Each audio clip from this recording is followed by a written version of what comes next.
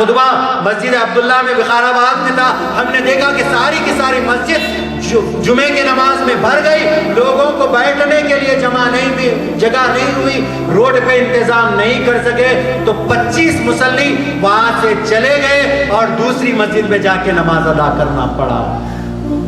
کیا صرف ہم جمعہ کے مسلمان ہیں؟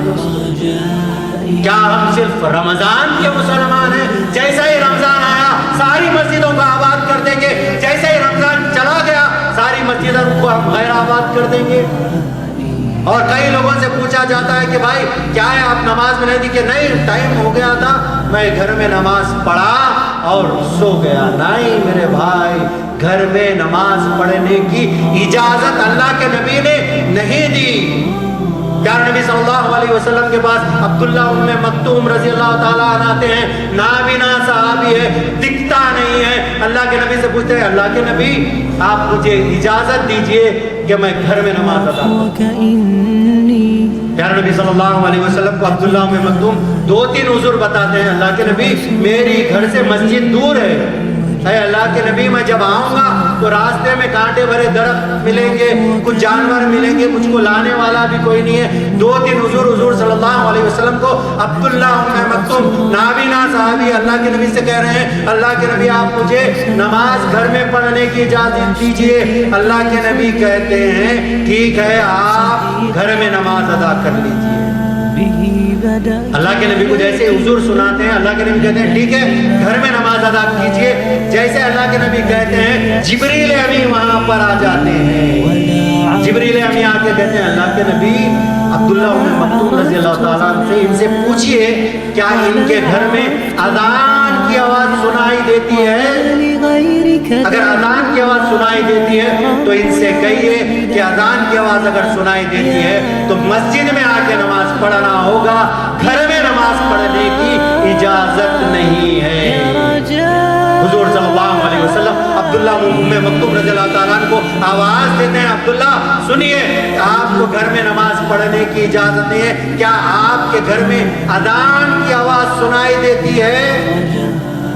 صحابہ اکرام کبھی جھوٹ نہیں بولتے تھے۔ عبداللہ ام مکتوم رضی اللہ تعالیٰ کہتے ہیں اللہ کے نبی ہاں میرے گھر میں اذان کی آواز سنائی دیتی ہے، تو اللہ کے نبی کہتے ہیں اگر آپ کے گھر میں اذان کی آواز سنائی دیتی ہے تو آپ کو مسجد میں آ کے نماز ادا کرنا ہوگا، آپ کو گھر میں نماز ادا کرنے کی اجازت نہیں ہے۔ کون؟ عبداللہ ام مکتوم نابینا صحابی ہے، نابینا صحابی کو بھی گھر میں نماز پڑھنے کی اجازت نہیں دی گئی، پھر ہم کیسے گھر میں نماز پڑھ سکتے ہیں؟ اللہ تعالیٰ نے ہم کو اچھی صحت دی ہے، اللہ تعالیٰ نے ہم کو ہٹے کٹے پیر دیے ہیں، اللہ تعالیٰ نے ہم کو اچھی چھت دی ہے۔ لوگ بارش ہو رہی تھی، لوگ جھوپڑیوں میں بھیگ رہے تھے، ہم لوگوں نے دیکھا اللہ تعالیٰ نے ہم کو اچھی چھت دی ہے، اللہ تعالیٰ نے بہترین پہننے کے لیے کپڑے دیے ہیں، اللہ تعالیٰ نے پیارے پیارے رشتے دیے، ماں باپ دیے، بھائی بہن دیے، اور ہر چیز کھانے کے لیے ایسے کھانے کھا رہے ہیں، نواز بھی نہیں کھاتے، ایسے کھانوں سے اللہ تعالیٰ ہم کو نواز رہے ہیں۔ کیا اللہ کی خاطر ہم نماز کو قائم نہیں کر سکتے دوستو؟ کیا ہم کو اللہ کا شکر ادا کرنا نہیں ہے؟ اللہ تعالیٰ ہم سے کوسچن کر رہے ہیں جو نماز کے پابند نہیں ہے۔ غور سے سنیے، اللہ تعالیٰ آپ سے ہم سے قرآن میں کوسچن کر رہے ہیں، یا ایھا الانسان ما غرک بربک الکریم، اے انسان تجھے اپنے رب کے پاس آنے سے کس بات نے روک رکھا ہے؟ اللہ تعالیٰ نے تو ہر چیز سے نوازا، لیکن اللہ تعالیٰ ہم سے کوسچن کر رہے ہیں جو بے نمازی ہیں، اللہ کے لیے 5 منٹ نہیں نکالتے، 5 منٹ 7 منٹ میں نماز ہو جاتی ہے۔